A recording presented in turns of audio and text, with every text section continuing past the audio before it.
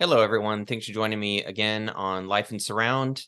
Man, oh man, I was hoping to be putting out about a video every other day right now, but getting back from my 2-week military training mission, I was just so beat up. I just really needed to collapse, and then I got sick, and then 4th of July happened, and that's kind of tough for me. And so I've been kind of crawling out of a hole, but feeling sort of back to myself and have a couple of days where I can burn through a bunch of music. So today I'm going to be going over Tears for Fears, The Hurting, the standalone Blu-ray that was offered from SDE, the SDE shop.com.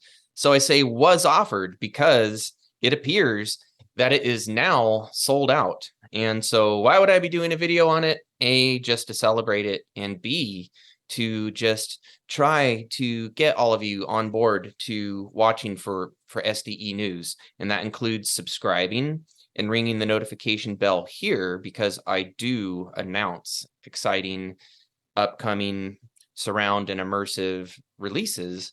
But also go ahead and sign up for whatever SDE email reminders you can, because the hotter titles that are being offered from SDE tend to sell out pretty fast. Now, Tears for Fears, The Hurting has been no exception. In fact, it may be the hottest title yet. It is garnering just the largest percentage of 10 votes that I believe I've ever seen over on quadrophonic.com, and deservedly so. So let's dig into what's on this Blu-ray. First of all, you have the original stereo mix, 1983, in lossless 2496 quality. You have 2023 stereo instrumental mix, again in 2496. You have 2023 full stereo mix, so vocals included. You have 2023 5.1 mix, all of which have been presented in 2496. And then you get the 2023 Dolby Atmos mix. And it's my belief that Atmos is still capped at 48K. So lossless stereo 5.1 and Atmos choices. You also have bonus tracks of Mad World and Watch It Bleed, Mike Howlett versions, which basically features the addition of some pretty heavy kick and snare drum, and some other added stuff, but that may be oversimplifying a little, but that's sort of what I get out of it. And then you get the original album in stereo, original stereo, 2023 stereo, 2023 5.1 and Atmos. You get the album instrumentally. You get the 2 bonus tracks, and then you get a booklet. And here's the Blu-ray. Here's the Blu-ray. Pretty nice package, if you ask me. And these things go for, I don't know, 30, 40 bucks. So compared to super deluxe sets, and here's the slip sleeve. Anybody else nervous about actually like unflattening these? I've just been leaving mine flat because I don't want to crease them. If anybody has any advice for how to, actually unfold these, unflatten safely, I would be all about it. Yeah, so commentary on the quality of the mixing and mastering. Everything I hear on this Blu-ray just sounds perfect. Okay, now I did not check out the original 1983 mix, so I apologize if somehow it's overcompressed or whatever. But I checked out the bonus tracks. I checked out the Steven Wilson stereo for a minute. I checked out the Steven Wilson 5.1 for a minute, and then I checked out the whole album in Atmos. So to my ears, there are no flaws here. This is just an instant gem. I wasn't into Tears for Fears in this era. For one thing, I was a little kid, and then even in subsequent years, like for me growing up, I would have gotten beaten up if I had openly listened to Tears for Fears. That's just the way it was. So I didn't get into Tears for Fears until years and years and years later, as my, adult palette was open to, different styles. Um, First thing I really recall really, really, really liking from a stylistic point of view would be Seeds of Love, and I still stand on that. So The Hurting feels a little bit to me like someone went hog wild with a drum machine and a synthesizer. Now you do get lots of organic elements like human vocal, saxophone, electric guitar, luscious acoustic guitars, and oh man, the Atmos mix makes the acoustics on this album sound amazing. I would say the high point there would be Pale Shelter. And also, like in the heart of this album, like Pale Shelter, Ideas as Opiates.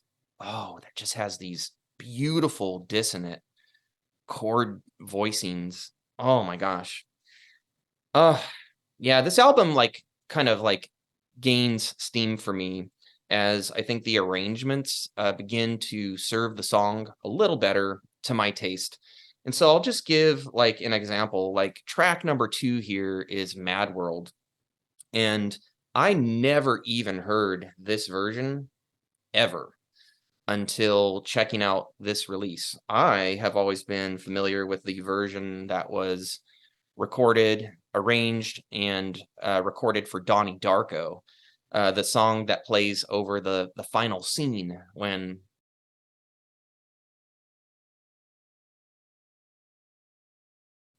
actually I'll edit that out for the spoiler alert. But anyway, the final scene for Donnie Darko, Mad World was re-recorded, I want to say by Michael Andrews and Gary Jules, if memory serves. And it's just so somber.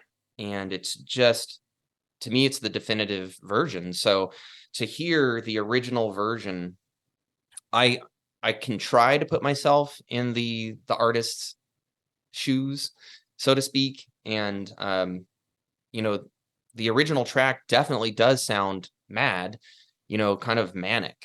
And if that's the vibe they were going for, they nailed it. I heard the Donnie Darko version first, so that's my version. So anyway, I guess I mention all that because if you are already a fan of this album musically, the Atmos mix here is just absolutely gonna blow your mind. It feels like the original album, but just putting you in the middle of it all in just all the best ways.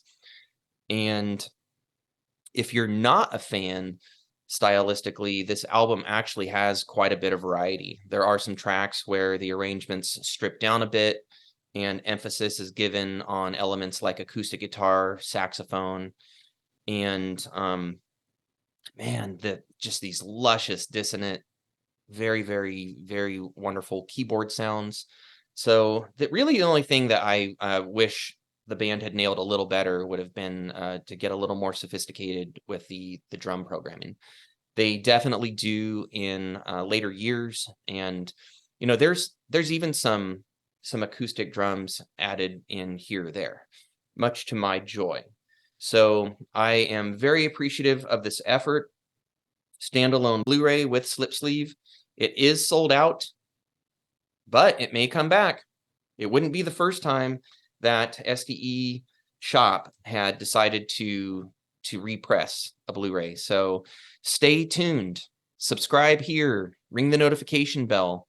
Go to sdeshop.com, the SDE shop, and sign up for the email reminders, our RSS feed if it's available. However you do your reminders, I don't want you to miss out. I already need to dedicate some time to listen to Suede, and I need to go check out ABC Lexicon of Love to see if I like it enough to pre-order. So these are other standalone Blu-rays from SDE. There's Suede, which I want to check out primarily because Ricky Gervais formerly managed them. And I don't think he did by the time that album came out, but I just want to see if there's some influence there. Sort of that David Brent influence. I just can't wait, actually, to see if he left his mark. And there's also the new album from Blur, and then there's the album from Richard Wright, Wet Dream. So SDE is just really going gangbusters with these standalone Blu-rays that have Atmos remixes and just, often like lossless quad if it has an original quad mix, often has lossless original stereo, often stereo remix. So these SDE standalone Blu-rays are just an incredible value. And I have not actually gone in for them all, but probably well over half. And so if the music for any of these releases at all appeals to you, and you have a Blu-ray player or know somebody who does, and you have stereo 5.1 or Atmos, I really think there is often enough going for these titles to justify supporting the effort and picking them up. All right, so I hope that all of you out there who wanted a copy of The Hurting got one. And if not, that SDE will do a repress. I bet they will. It just has like a bold reputation, and it sold out fast initially, so it really wouldn't surprise me. So I wish everyone happy listening. Please don't forget to like, subscribe, leave your comments below, share videos as appropriate. It all helps support this channel.